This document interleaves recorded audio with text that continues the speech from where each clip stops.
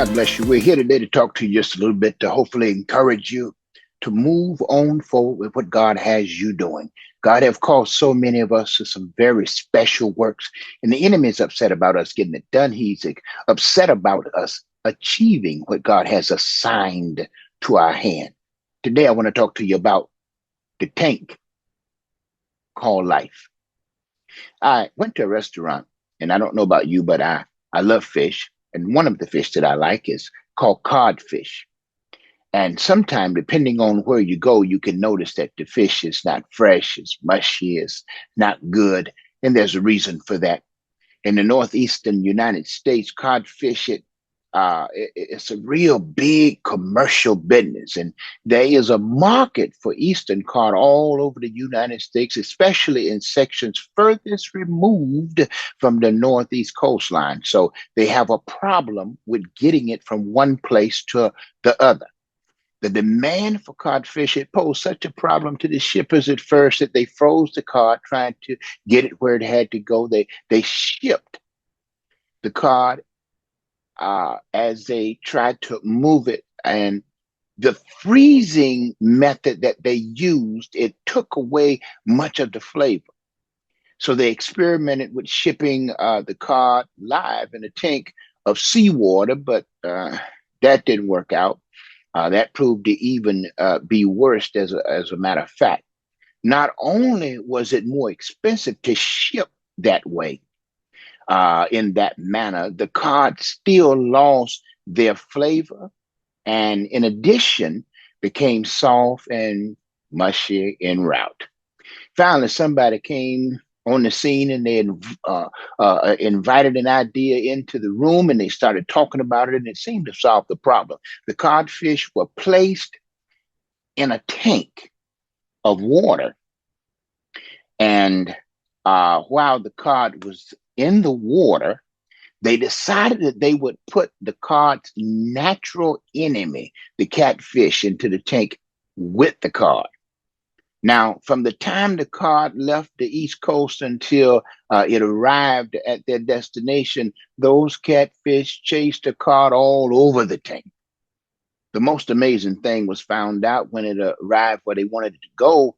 When the cod arrived at the market, they were as fresh as the day they were first caught. There was no loss of flavor, nor was the texture affected. If anything, they found out that it was better than before. Isn't that amazing?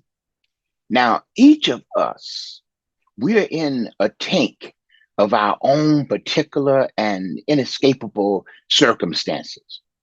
Yes, it's painful sometimes and sometimes almost unbearable to be in this tank we call life.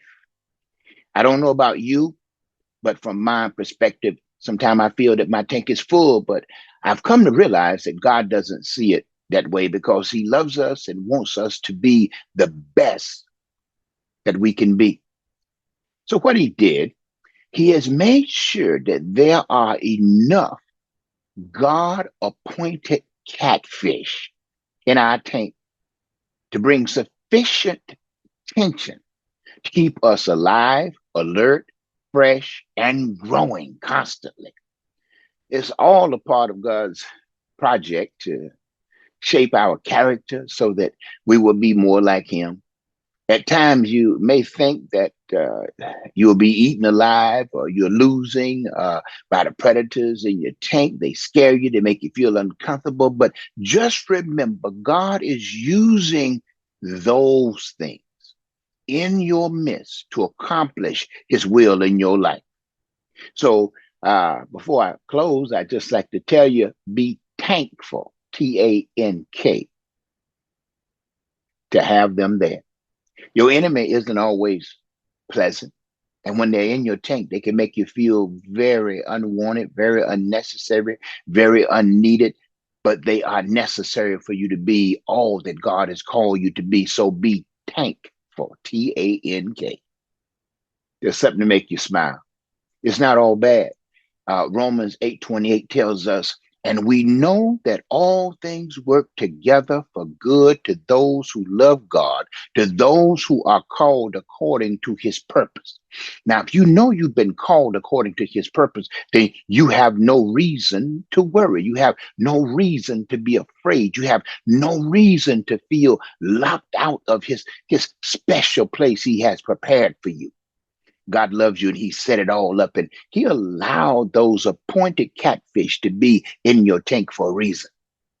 Oh, they're chasing you, they're bothering you with this, they're bothering you with that, they're saying this, they're saying that, they're doing this, not doing that, they're helping, then they're not helping, but they're all designed to make you better, to help you arrive to your appointed place. Every pit stop along the way is not your destination, it's not your appointed place. So sometimes when we pause and rest in the wrong place, this causes us to become ineffective or soggy like the codfish. I don't know if you ever had soggy tasting, mushy codfish. I don't like it. But man, when it's fresh and it's just right, oh boy, it's quiet at my table. I enjoy that. To keep that codfish fresh, the catfish had to be ornery. He had to chase him around. He had to do his job. He had to be bout it, as they say, and make sure that the cod didn't get a break. When he got to where he was going, he was fresh, ready to serve his purpose. Your enemy are not always the worst thing that can happen to you. Sometimes, had it not been for the liar, you would not be where you are now. Had it not been for the hater, you wouldn't be where you are now. But they kept provoking, pushing, annoying, keeping you from resting in the place that wasn't your resting place. Some of us would have stopped way before we got where we are now, but thank God for those appointed catfish God put in our tank. Keep going. Keep moving for God. Watch what he does. He's going to bless you and he's going to show himself strong on your behalf. Don't let anybody stop you. Don't let anybody discourage you or hold you back. And don't let yourself prove to be your worst enemy. Sometimes it's our thinking that works against us, causes us to pause where we're not supposed to pause, and pitch a tent where we're not supposed to stay, build a house and move completely out of God's will to a place we don't belong in. God, I thank you for the appointed catfish in my life. They've kept me swimming, kept me moving, kept me growing, kept me increasing in you, Lord. I thank you for it right now. Next time you go to the fish market, think about this little message. It's not much, but just something for you to know how to look at your enemy in a different light. Don't let them all run away. They serving a purpose.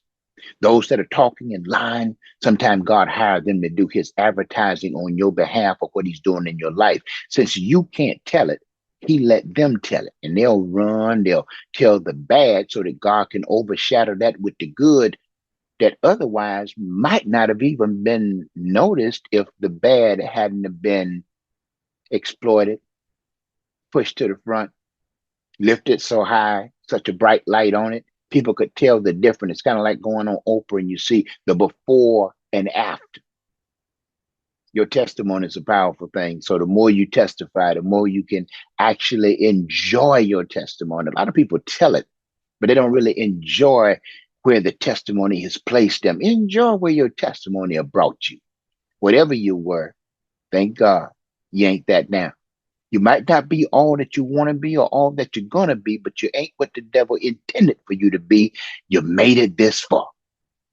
That's a testimony. Start right there. As you testify that, watch God add all of the rest of it to you. Watch him lift you up and raise you up and strengthen you. David said, he restoreth my soul. Watch him revive you and restore you. Raise you up. After that, ye have suffered a while. He's going to establish you. And boy, I tell you, it's been some suffering going on. So you need to get ready for your blessings now. It's about that time, y'all. God is ready to move in your life. Don't let the catfish scare you. They are appointed by God to keep you growing, moving, and on that job that He called you to do. God bless you.